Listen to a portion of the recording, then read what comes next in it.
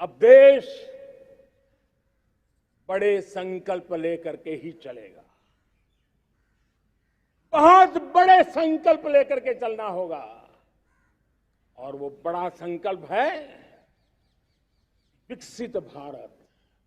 अब उससे कुछ कम नहीं होना चाहिए। बड़ा संकल्प। दूसरा प्राण है किसी भी कोने में हमारे मन के भीतर, हमारे आदतों के भीतर गुलामी का एक भी अंश अगर भी अभी भी है तो उसको किसी भी हालत में बचने नहीं देना। अब 100%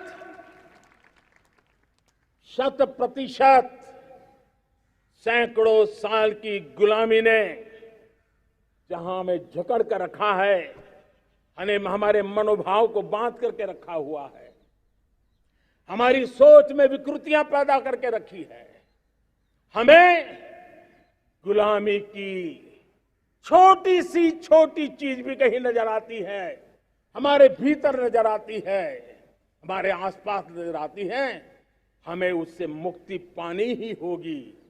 ये हमारा दूसरी प्राण शक्ति है। तीसरी प्राण शक्ति,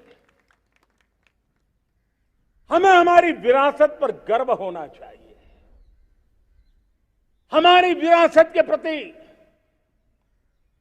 क्योंकि यही विरासत है जिसने कभी भारत को स्वर्णिम काल दिया था, और यही विरासत है जो समयानुकूल परिवर्तन करने की आदत रखती है। यही विरासत है जो काल बाह्य छोड़ती रही है, नित्य नूतन स्वीकारती रही है। और इसलिए इस विरासत के प्रति हमें गर्व होना चाहिए। चौथा प्राण, वो भी उतना ही महत्वपूर्ण है, और वो है एकता और एकजुटता। 130 करोड़ देशवासियों में एकता, न कोई अपना न कोई पराया। एकता की ताकत एक भारत श्रेष्ठ भारत के सपनों के लिए हमारा चौथा प्राण है। और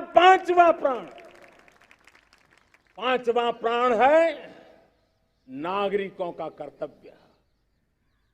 नागरिकों का कर्तव्य जिसमें प्रधानमंत्री भी बाहर नहीं होता है, मुख्यमंत्री भी बाहर नहीं होता है, वो भी नागरिक है।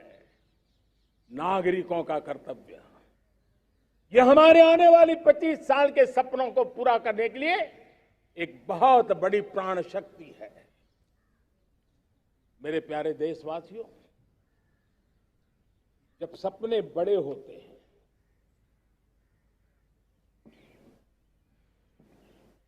जब संकल्प बड़े होते हैं, तो पुरुषार्थ भी बहुत बड़ा होता है, शक्ति भी बहुत बड़ी मात्रा में जुट जाती है।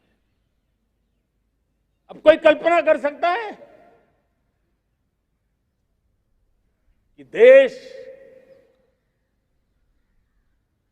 40-42 के कालखंड को याद कीजिए। देश उठ खड़ा हुआ था, किसी ने हाथ में झाड़ू लिया था, किसी ने तकली ली थी, किसी ने रेंटिया लिया था, किसी ने सत्याग्रह का मार्ग चुना था, किसी ने संघर्ष का मान चुना था, किसी ने क्रांति की वीरता का रास्ता चुना था। लेकिन संकल्प बड़ा था आजादी, और ताकत देखिए, बड़ा संकल्प था तो आजादी लेके रहे। हम आजाद हो गए। अगर संकल्प छोटा होता, सीमित होता, तो शायद आज भी संघर्ष करने के दिन चालू रहते।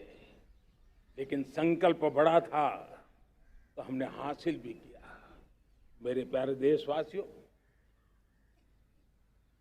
अब आज जब अमृत काल की पहली प्रभात है, तो हमें इस 25 साल में विकसित भारत बना के रहना है।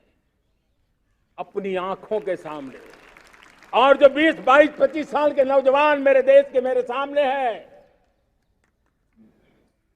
मेरे देश के नौजवानों, जब देश आजादी के 100 साल मनाएगा तब आप 50-55 के हुए होंगे। मतलब आपके जीवन का ये स्वर्णिम काल, आपकी उम्र के ये 25-30 साल भारत के सपनों को पूरा करने का काल है। आप संकल्प लेकर के मेरे साथ चल पड़िए साथियों, तिरंगे झंडे की शपथ लेकर के चल पड़िए। हम सब पूरी ताकत से लगे आए। बड़ा संकल्प, मेरा देश विकसित देश होगा, डेवलप कंट्री होगा। विकास के हर पैरामीटर में हम मानव केंद्रीय व्यवस्था को विकसित करेंगे। हमारे केंद्र में मानव होगा, हमारे केंद्र में के मानव की आशा आकांक्षाएं होगी। हम जानते हैं भारत जब बड़े संकल्प करता है तो करके भी दिखाता है। जब मैंने यहां स्वच्छता की बात कही थी मेरे पहले भाषण में, देश चल पड़ा, जिससे जहां हो सका स्वच्छता की ओर आगे बढ़ा और गंदगी के प्रति नफरत एक स्वभाव बनता गया। यही तो देश है जिसने इसको करके दिखाया है और कर भी रहा है, आगे भी कर रहा है। यही तो देश है जिसने वैक्सीनेशन, दुनिया दुविधा में थी, 200 करोड़ का लक्ष्य पार कर लिया, समय सीमा में कर लिया, पुराने सारे रिकॉर्ड तोड़ के कर लिया। ये देश कर सकता है। हमने तय किया था देश को खाड़ी के तेल पर हम गुजारा करते हैं, झाड़ी के तेल की ओर कैसे बढ़े। 10% इथेनॉल ब्लेंडिंग का सपना बड़ा लगता था, पुराना इतिहास बताता था संभव नहीं है, लेकिन समय से पहले 10% इथेनॉल ब्लेंडिंग करके देश ने इस सपने को पूरा कर दिया। भाइयों बहनों, 2.5 करोड़ लोगों को इतने कम समय में बिजली कनेक्शन पहुंचाना छोटा काम नहीं था, देश ने करके दिखाया। लाखों परिवारों के घर में जल से नल, नल से जल, नल से जल पहुंचाने का काम आज देश तेज गति से कर रहा है। खुले में शौच से मुक्ति भारत के अंदर आज संभव हो पाया है। मेरे प्यारे देशवासियों, अनुभव कहता है कि एक बार हम सब संकल्प लेकर के चल पड़े तो हम निर्धारित लक्ष्यों को पार कर सकते हैं। रिन्यूएबल एनर्जी का लक्ष्य हो, देश में नए मेडिकल कॉलेज बनाने का इरादा हो, डॉक्टरों की तैयारी करवानी हो, हर क्षेत्र में पहले से गति बहुत बड़ी है। और इसलिए मैं कहता हूं अब आने वाले 25 साल बड़े संकल्प के हो। यही हमारा प्राण, वही हमारा प्रण भी होना चाहिए।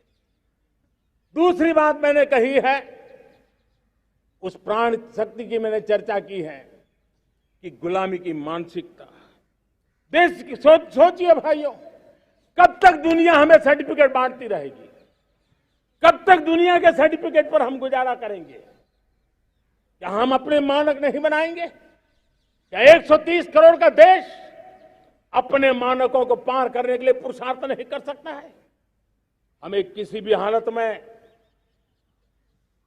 औरों के जैसा दिखने की कोशिश करने की जरूरत नहीं है। हम जैसे हैं वैसे, लेकिन सामर्थ्य के साथ खड़े होंगे, ये हमारा मिजाज होना चाहिए। हमें गुलामी से मुक्ति चाहिए। हमारे मन के भीतर दूर दूर 7 समंदर के नीचे भी गुलामी का तत्व नहीं बच रहना चाहिए। और मैं आशा देखता हूं जिस प्रकार से नई राष्ट्रीय शिक्षा नीति बनी है, जिस मंथन के साथ बनी है, कोटि कोटि लोगों के विचार प्रवाह को संकलित करते हुए बनी है, और भारत की धरती की जमीन से जुड़ी हुई शिक्षा नीति बनी है। रसकस हमारी धरती के मिले हैं। हमने जो कौशल्य पर बल दिया है, ये एक ऐसा सामर्थ्य है जो हमें गुलामी से मुक्ति की ताकत देगा। हमने देखा है कभी कभी तो हमारी टैलेंट भाषा के बंधनों में बन जाती है। ये गुलामी की मानसिकता का परिणाम है। हमें हमारे देश की हर भाषा पे गर्व होना चाहिए। वो हमें भाषा आती हो या ना आती हो, लेकिन मेरे देश की भाषा है, मेरे पूर्वजों ने दुनिया को दी हुई ये भेंट सौगात है, हमें गर्व होना चाहिए। मेरे साथियों, आज डिजिटल इंडिया का रूप हम देख रहे हैं, स्टार्टअप देख रहे हैं। कौन लोग हैं? ये वो टैलेंट है जो टियर 2, टियर 3 सिटी में किसी गांव गरीब के परिवार में बसे हुए लोग हैं। ये हमारे नौजवान हैं जो आज नई नई खोज के साथ दुनिया के सामने आ रहे हैं। गुलामी की मानसिकता हमें उसे तिलांजलि देनी पड़ेगी।